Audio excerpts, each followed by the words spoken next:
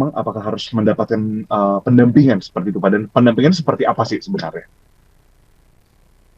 Ya, tentu kita harus cek ya secara faktual usianya berapa ini anak ya. Karena tentu kita harus cek secara faktual berapa umurnya.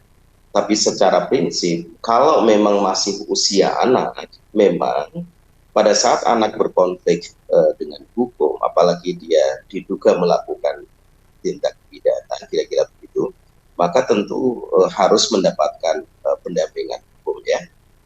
Ini merupakan hak yang dilindungi oleh negara melalui undang-undang, baik Undang-Undang 35 2014 maupun Undang-Undang 11 2012 tentang sistem peradilan pidana. Jadi sekali lagi, kalau memang pelaku diduga memang masih usia anak, tentu mereka melekat hak-hak ya yang memang harus diberikan, termasuk juga hak pendidikan ya, hak apa namanya, hak mendapatkan pendampingan hukum dan lain sebagainya. Baik Pak, berarti memang selama masih tadi di bawah usia ya Pak ya, yang berarti menurut undang-undang itu di bawah usia berapa Pak? Mungkin boleh sekali lagi Ya, penegasan. yang pasti usia anak itu kan di bawah 18 tahun sampai 18 tahun.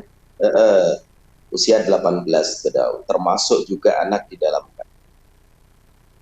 Oke, berarti selama di 12 tahun, nah 18 tahun. Berarti yang kalau kita nyatakan dari keterangan yang diambil oleh Polres Metro Jakarta Selatan, anak pelaku pembunuhan terhadap ayah dan nenek ini berusia 14 tahun, Pak. Nah, uh, pendampingan sedang diusahakan oleh Polres Metro Jakarta Selatan. Berarti memang sampai nanti pendampingan ada kuasa hukum yang untuk mendampingi dari pelaku ini, pelaku ABH ini, memang tidak dapat dilangsungkan ya Pak, tidak dapat berjalan ke penyidikan berikutnya atau bagaimana Pak?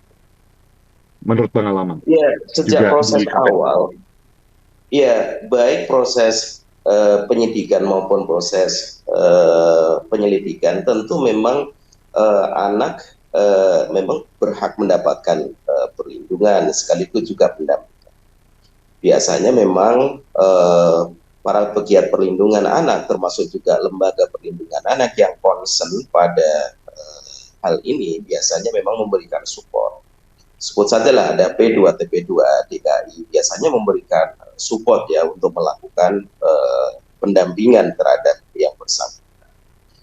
Kami berharap dengan kasus ini semua tentu juga concern ya, bahwa kita tidak mentoleransi terhadap tindakannya, tetapi karena ini adalah usia anak, pelaku masih usia tumbuh kembang, tentu kita hormati proses yang sedang berjalan dan mendapatkan perlindungan sekaligus juga mendapatkan pendampingan secara proporsional sesuai dengan ketentuan hukum yang berlaku.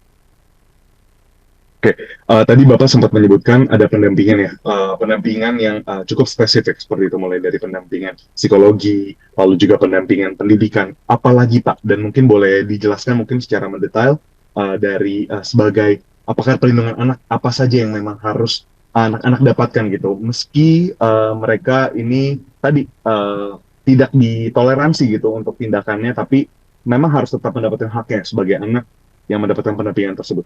Bapak, pendampingan apa saja? Ya, dalam proses ini kan tentu hak dasar yang melekat pada anak itu tidak boleh tercerabut ya. Ya, selain juga hak-hak yang tadi pendampingan ya, misalnya tentu hak kesehatannya dalam proses ini tetap harus tetap dipastikan, hak pendidikannya tetap harus dipastikan, kemudian hak memanfaatkan waktu luang ya tetap juga harus dipastikan ya. Kemudian hak mendapatkan pendampingan. Pendampingan ini juga termasuk pendampingan psikologis, kemudian pendampingan hukum ya dari ahli yang dipandang kompeten dan cakap melakukan pendampingan terhadap anak yang terduga pelaku. Kenapa dibutuhkan pendampingan? Karena pertama yang bersangkutan masih usia tumbuh kembang. Yang kedua, yang bersangkutan merupakan warga negara yang tentu dilindungi undang-undang. Yang ketiga, tentu yang bersangkutan ini adalah terduga pelaku yang memang sedang berproses kan, sedang berproses ya oleh aparat penegak hukum dan para pihak terkait. Sehingga agar berjalan objektif, proporsional, kemudian yang bersangkutan juga tetap terlindungi hak-haknya, maka butuh instrumen tertentu ya, salah satunya adalah pendamping agar proses berjalan dengan baik, lancar, dan tentu sesuai dengan ketentuan. Oke, baik Pak. Jika memang melihat ini terakhir mungkin Pak, ini menarik karena memang kondisinya korban yang sudah meninggal dunia seperti itu adalah ayah dan nenek. Tapi memang masih ada korban, alhamdulillah seperti itu ya Pak, memang masih menunggu pemulihan dari sang ibu. Nah, kita berbicara soal ibu sebagai wali dari anak ini tersendiri. Nah, jika nantinya ibu ini sadar dan bisa bersaksi, Pak, kira-kira apakah di sana akan ada eh, bisa ada tabrakan dari perlindungan hukum itu sendiri, Pak, baik untuk si anak maupun si sang ibu gitu sebagai korban. Ya, agak Apakah pernah putus-putus, Mas. iya, Bisa iya. diulangi? Oke. Nah, jadi ini menarik karena ibu dari pelaku sendiri memang masih dalam proses pemulihan seperti itu, Pak. Nanti ketika ibu sudah pulih gitu ya dari Rumah Sakit Fatmawati, lalu sudah bisa bersaksi, apakah nantinya dari perspektif pakar perlindungan anak, Bapak, dari perspektif pakar perlindungan anak, kira-kira langkah apa yang disuggest seperti itu? Apakah musyawarah? Apakah silakan jika ingin memasuki ke tahap hukum yang lebih lanjut, proses hukum yang lebih lanjut, atau seperti apa, Bapak, dari perspektif Pak Susanto? Ya, yang pertama tentu proses ini ya tetap saja berjalan sesuai dengan ketentuan yang berlaku ya. Kenapa? Karena ada Undang-Undang 35 2014 tentang perlindungan anak, kemudian ada Undang-Undang 11 2012 tentang sistem peradilan pidana anak. Kemudian ada ketentuan lain ya terkait dengan. Makanya saya kira semua pihak ya kita harus menghargai proses yang ada.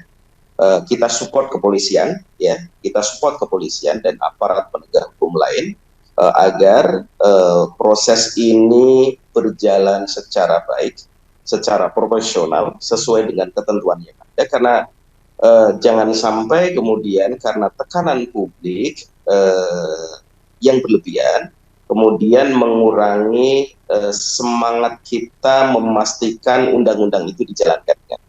Saya kira semua warga negara punya semangat yang sama ya, agar ketentuan hukum yang sudah berlaku di Indonesia itu dijalankan sebaik-baiknya, termasuk di dalam kasus.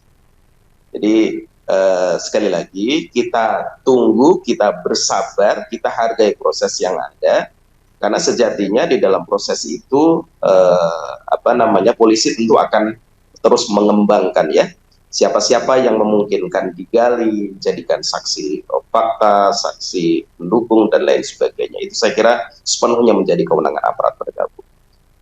Baik, Pak Susanto, terima kasih banyak atas waktunya. Di sini sudah bersedia untuk diwawancara Kompas TV. Sekian Pak, singkat saja Pak Oke, Susanto sebagai pakar perlindungan anak. Seperti itu ya Pak ya. baik, siap. Terima kasih banyak Bapak.